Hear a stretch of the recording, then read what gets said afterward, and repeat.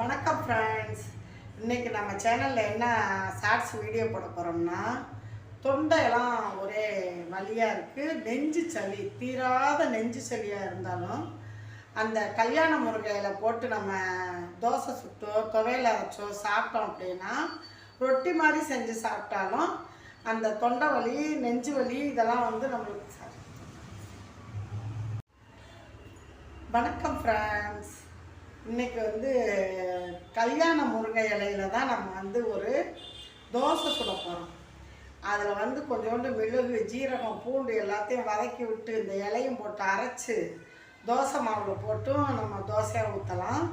இல்லைன்னா அரிசி உளுந்து ஊற வச்சு இந்த இலையும் போட்டு அரைச்சி நம்ம தோசை ஊற்றி சாப்பிட்லாம், ரொட்டி சுடலாம். ரொம்ப சுட சுட சாப்பிடும்போது நம்ம தீராத நெஞ்சு சளிக்கு கூட அந்த கல்யாண முருங்கை இலை வந்து ரொம்பவே ஒரு மருத்துவ குணம் கொண்டது. இப்போ அதை போய் ஒடிச்சிட்டு வந்துடலாம் வாங்க.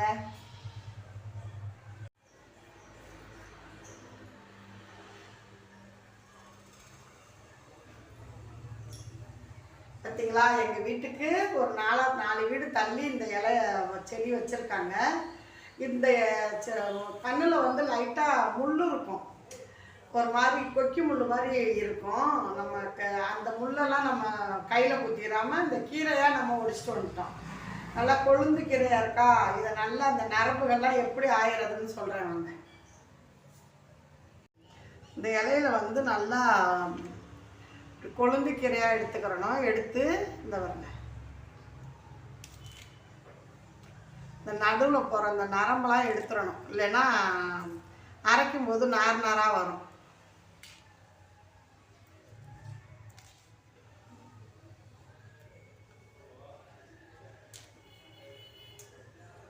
இந்த மாதிரி எடுத்துக்கிற வேண்டியதை இப்போ நம்ம எடுத்துக்கிறோம் எல்லா இலையும்.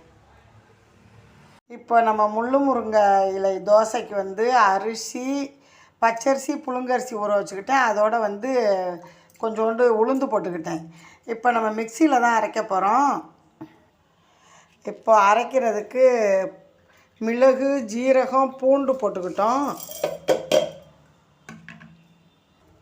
முள்ளு முருங்கை இலையை நல்லா தண்ணியை ஊற்றி அலசி எடுத்துக்கிறணும். இப்போ அது மாதிரி அலசியாச்சு. 2-3 அலசிட்டு இப்போ இதையும் நம்ம மிக்சியில் போட்டுக்கிறோம்.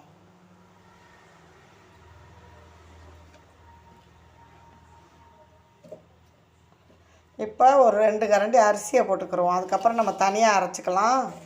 ஒரு 2 கரண்டி அரிசியை போட்டுக்கிறோம். ஏன்னா ஜார் சுத்தாதில்ல, அதுக்காக. போதும், அரைச்சிக்கலாமா? இப்போ நம்ம அரைச்சிக்கலாம். மிக்சி ஜார் போட்டாச்சா, அரைச்சிக்கலாம்.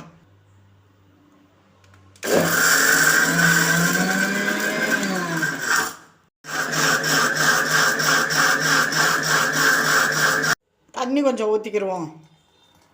இந்த பக்குவத்துக்கு நம்ம அரைச்சிக்கிற வேண்டியதை இப்போ வேறு ஒரு பாத்திரத்துக்கு மாற்றி எடுத்து வச்சுக்கலாம்.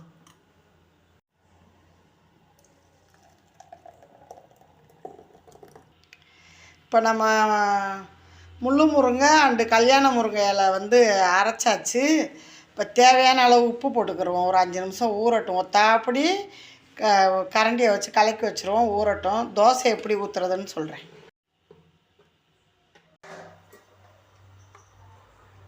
கரண்டி வேறு கொடுப்போம்.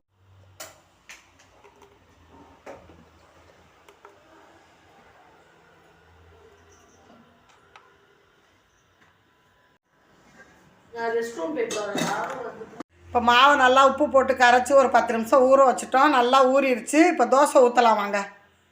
சுரக்காய் அர்த்தம்ல, நான் நல்லெண்ணெய் தான் யூஸ் பண்ணியிருக்கேன். நல்லெண்ணெய் இந்த இதில் தொட்டுக்கிட்டு இப்படி கல்லில் தட வேண்டியது. கல்லும் நல்லா காஞ்சிருச்சு.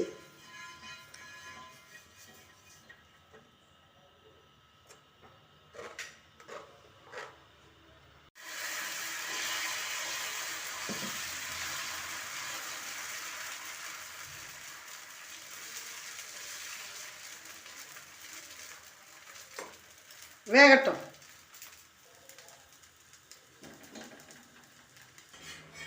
இப்போ நல்லா வெந்துருச்சு. திருப்பி போட்டு வேக விட்டுக்குருவோம்.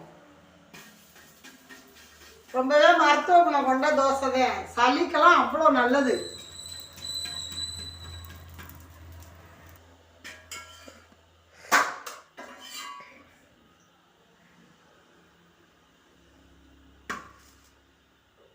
இப்போ நல்லா வெந்துருச்சு. நல்லா திருப்பி திருப்பி போட்டு வேக வச்சுட்டோம். வாங்க இப்போ சாப்பிடுவோம்.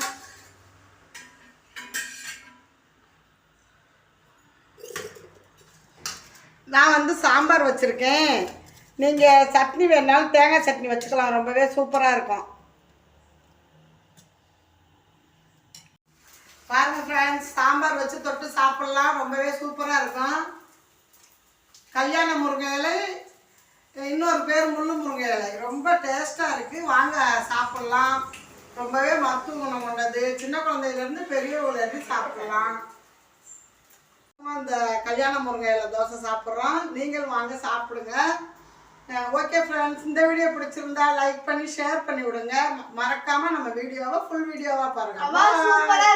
நல்லா இருக்கா தங்கம்? ரிஷி, உங்களுக்கு எப்படி இருக்கு? இந்த காவைங்க எப்படி இருக்கு? சூப்பரா இருக்கு. ஓகே, பாய்.